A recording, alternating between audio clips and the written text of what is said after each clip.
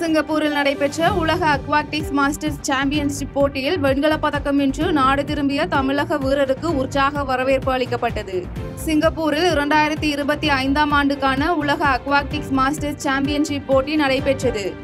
25 வயதுக்கும் மேற்பட்ட நீச்சல் வீரர்களுக்கான உலகின் மிக உயர்ந்த மட்ட போட்டியான இப்போட்டியில் 100 நாடுகளைச் சேர்ந்த 6000த்திற்கும் மேற்பட்ட வீரர்கள் பங்கேற்றனர். இந்த போட்டியில் இந்தியாவின் சார்பில் கலந்து கொண்ட தமிழக வீரர் அரவிந்த் நயினார் 200 மீட்டர் பின்னோக்கி கைவீச்சு நீச்சல் பிரிவில் தன் திறமையை வெளிப்படுத்தி வெண்கலப் பதக்கம் வென்று நாட்டிற்கு பெருமை சேர்த்துள்ளார். இதனையடுத்து சிங்கப்பூரில் இருந்து விமானம் மூலம் இந்தியா திரும்பிய வீரர் அரவிந்த் நயினாருக்கு அவரது உறவினர்கள் மற்றும் நண்பர்கள் உற்சாக வரவேற்பு அளித்தனர்.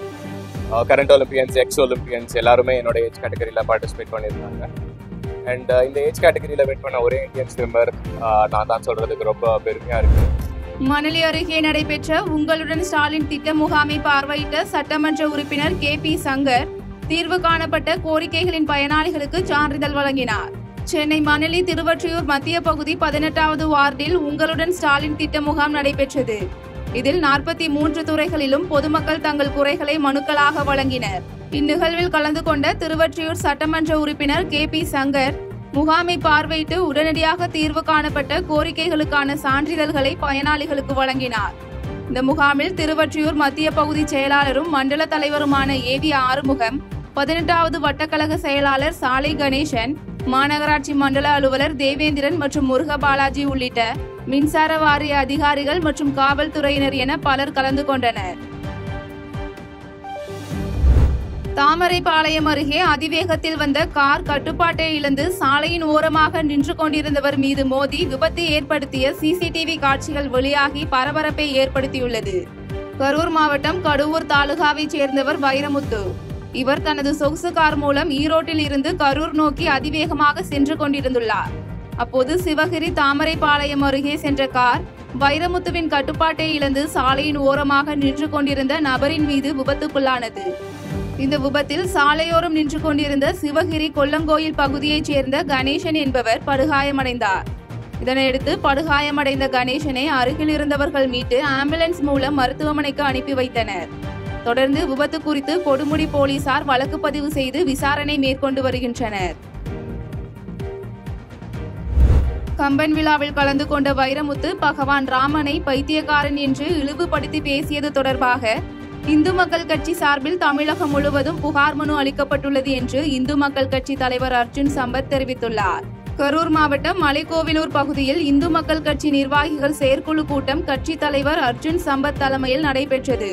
இந்த கூட்டத்திற்கு பிறகு செய்தியாளர்களை சந்தித்த அர்ஜுன் சம்பத், சென்னையில் நடைபெற்ற கம்பன் விழாவில் வைரமுத்து பகவான் ராமனை பைத்தியக்காரன், குற்றவாளி என்று இழிவுபடுத்தி பேசியது தொடர்பாக தமிழ்நாடு முழுவதும் இந்து மக்கள் கட்சி சார்பில் புகார் மனு அளிக்கப்பட்டுள்ளது என்று தெரிவித்தார்.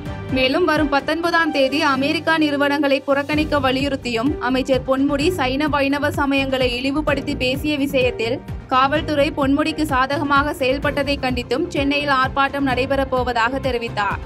தொடர்ந்து சென்னையில் போராட்டத்தில் ஈடுபட்டுள்ள தூய்மை பணியாளர்களுக்கு தங்களின் ஆதரவு உண்டு என்று கூறியவர், ஆளுநர் பதவியை அவமதிக்கும் வகையில் செயல்பட்ட கிறிஸ்துவ பெண்மணியின் பட்டத்தை திமுக அரசு ரத்து செய்ய வேண்டும் என கருத்து தெரிவித்தார். வைரமுத்து அவர்கள் எம்பெருமான் ஸ்ரீ ராமச்சந்திரமூர்த்தியை பைத்தியக்காரன் என்றும் குற்றவாளி என்றும் பேசி கேவலப்படுத்தி இருக்கிறார்.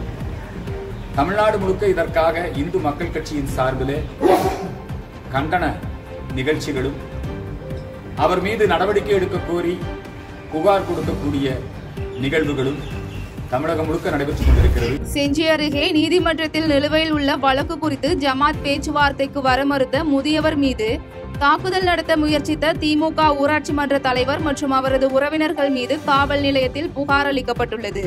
விழுப்புரம் மாவட்டம் செஞ்சி அடுத்த மீனம்பூர் ஊராட்சி மாவுமில் தெருவில் வசித்து வருபவர் நிஜாம் சாயபு. இவர் பள்ளியம்பட்டு கிராமத்தில் கடந்த 20 வருடங்களுக்கு முன்பு வாங்கிய இடத்தில் வீடு கட்டியுள்ளார்.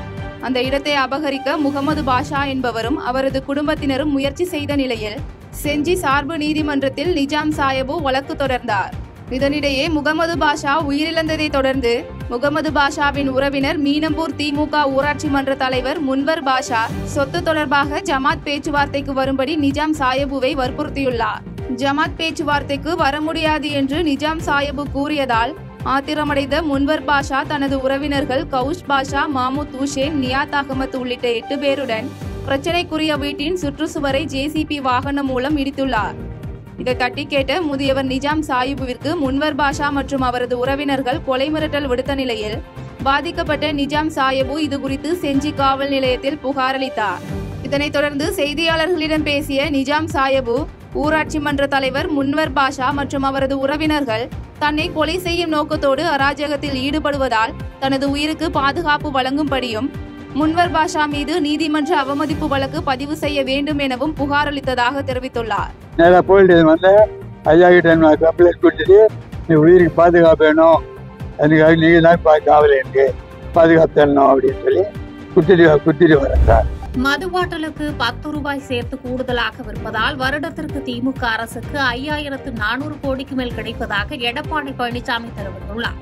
மக்களை காப்போம், தமிழகத்தை மீட்போம் என்ற தலைப்பில் திருப்பத்தூரில் சுற்றுப்பயணம் மேற்கொண்ட அதிமுக பொதுச் செயலாளர் எடப்பாடி பழனிசாமி மின்கட்டண உயர்வுக்கு திமுக தான் காரணம் என்றும், அண்ணா திமுக ஆட்சி கண்டபோது உதவி மின் திட்டத்திற்கு கையெழுத்து போட்ட காரணத்தினால் தான் உயர்வு ஏற்பட்டது என்று ஒரு பொய்யான அவதூறான செய்தியை திமுக பரப்பி வருவதாக குற்றம் சாட்டினார். மதுரையில் வரி முறைகேடு விவகாரத்தில் மதுரை மாநகராட்சி மேயரின் கணவர் கைது செய்யப்பட்டுள்ளது திமுக ஊழல் செய்வதை நிரூபிப்பதாக சாடினார். தமிழ்நாட்டில் 6000 டாஸ்மாக் கடைகள் உள்ளன.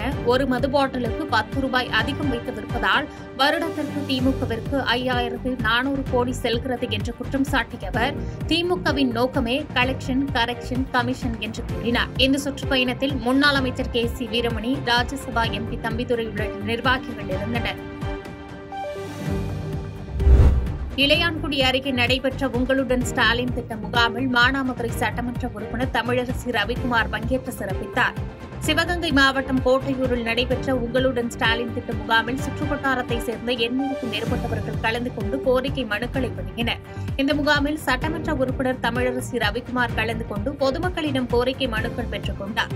மேலும் பொதுமக்கள் மனுக்கள் மீது உரிய நடவடிக்கை எடுக்க துறை சார்ந்த அதிகாரிகளுக்கு பரிந்துரை செய்தார். இந்நிகழ்வில் முன்னாள் சட்டமன்ற உறுப்பினர் மதியரசன் உள்ளிட்ட பலர் கலந்து கொண்டனர். தாம்பரத்தில் தனியார் கல்லூரி மாணவன் படிக்கட்டில் தவறி விழுந்து உயிரிழந்தது பெரும் பரபரப்பை ஏற்படுத்தியுள்ளது. மயிலாடுதுறை மாவட்டத்தைச் சேர்ந்த நிதிஷ் என்ற மாணவர் தாம்பரத்தில் உள்ள தனியார் கல்லூரியில் 2ஆம் ஆண்டு படித்து வந்துள்ளார். இந்நிலையில் நிதிஷ் தான் தங்கியிருந்த விடுதியிலிருந்து வகுப்புக்கு சென்றுள்ளார். அப்பொழுது வகுப்பு நடக்கும் இடத்தில் அருகே இருந்த படிக்கட்டில் நடந்து சென்ற மாணவன் படிக்கட்டிலிருந்து தவறி கீழே விழுந்ததில் சம்பவ இடத்திலே உயிரிழந்ததாக கூறப்படுகிறது. இது சம்பந்தமாக குன்றத்தூர் காவல் நிலையத்திற்கு தகவல் தெரிவித்ததன் அடிப்படையில் மாணவனின் உடலை மீட்டு மருத்துவமனைக்கு பிரேத பரிசோதனைக்காக அனுப்பி வைத்தனர். மேலும் இது சம்பந்தமாக குன்றத்தூர் போலீசார் மாணவர் உயிரிழந்துள்ளதாக வழக்கு பதிவு செய்து விசாரணை மேற்கொண்டு வருகின்றனர். மாணவன் நிதிஷின் உயிரிழப்பில் மர்மம் உள்ளதாக போலீசார் அளித்த புகாரின் பேரில் போலீசார் விசாரணையை தீவிரப்படுத்தியுள்ளனர். ரயில் முன் பாய்ந்து தற்கொலைக்கு முயன்ற இளைஞர் கை துண்டான நிலையில் மருத்துவமனையில் அனுமதிக்கப்பட்டுள்ளது சிவகங்கையில் பரபரப்பை ஏற்படுத்தியுள்ளது. சிவகங்கை மாவட்டம் மேட்டுப்பட்டியைச் சேர்ந்தவர் 33 வயதான டேவிட் ஜான் பால். இவர் சிவகங்கை ரயில் நிலையத்தில் ரயில் முன் பாய்ந்து தற்கொலை முயற்சியில் ஈடுபட்டதாக தெரிகிறது. உடனடியாக ரயில் நிறுத்தப்பட்டு தீயணைப்புத் துறையினர் ரயிலுக்கு அடியில் சிக்கியிருந்த இளைஞரை மீட்டு மருத்துவமனைக்கு அனுப்பி வைத்தனர். இந்த விபத்தில் அவரது கை துண்டான நிலையில் சிகிச்சை பெற்று வருகிறார். இந்நிலையில் மானாமதுரை ரயில்வே போலீசார் விபத்து குறித்து வழக்கு பதிந்து விசாரணை மேற்கொண்டு வருகின்றனர். செய்திகளை உடனுக்குடன் தெரிந்து கொள்ள கீழ்கண்ட கேபிள் மற்றும் DTH நெட்வொர்க்குகளில் எம்நாடு செய்தி தொலைக்காட்சியை காணுங்கள். பாதகம் செய்பவரை கண்டால் நாம் பயம் கொள்ளலாகாது பாப்பா. மோதி மிதித்துவிடு பாப்பா, அவர் முகத்தில் உமிழ்ந்துவிடு பாப்பா. அண்மை செய்திகளை உடனுக்குடன் தெரிந்து கொள்ள இணைந்திருங்கள் எம்நாடு தொலைக்காட்சியுடன்.